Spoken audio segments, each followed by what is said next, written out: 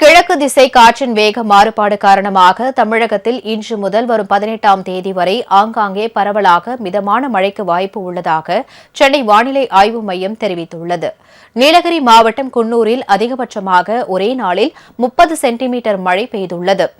தமிழகத்தின் பல்வேறு மாவட்டங்களில் இன்றும் மழை பெய்யும் என்று வானிலை ஆய்வு மையம் கூறியுள்ளது.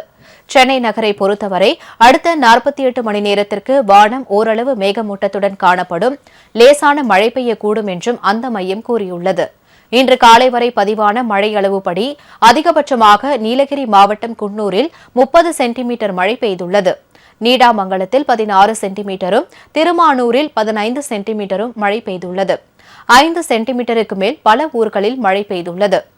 இதனிடையே நீலகிரி மாவட்டத்தில் உள்ள குன்னூர், கோத்தகிரி உள்ளிட்ட பகுதிகளில் பெய்த கனமழை காரணமாக பல இடங்களில் மண் சரிவு ஏற்பட்டது. இதனையடுத்து அப்பகுதிக்கு சென்ற மாவட்ட நிர்வாகத்தினர் மண் சரிவை சரி செய்யும் பணியில் தீவிரமாக ஈடுபட்டுள்ளனர். மேலும் பல இடங்களில் 2 மற்றும் 4 சக்கர வாகனங்கள் சேதமடைந்தன. இதனிடையே ஆந்திர மாநிலத்தின் பல்வேறு பகுதிகளில் கடந்த சில நாட்களாக மழை பெய்து வருகிறது.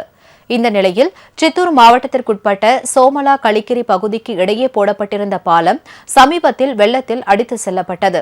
இதன் காரணமாக அப்பகுதியில் போக்குவரத்து நிறுத்தப்பட்டது. இதனிடையே அப்பகுதியைச் சேர்ந்த இளைஞர் ஒருவர் ஆபத்தை உணராமல் தண்ணீரில் இறங்கி சென்றபோது வெள்ளத்தில் அடித்து செல்லப்பட்டார். உங்கள் Raj digital TV OTT app இப்பொழுது ஆண்ட்ராய்டு டிவி பெரிய திரையில் கண்டு மகிழுங்கள். ராஜோடு கொண்டாடு கொண்டாட்டம் ராஜோடு ராஜோடு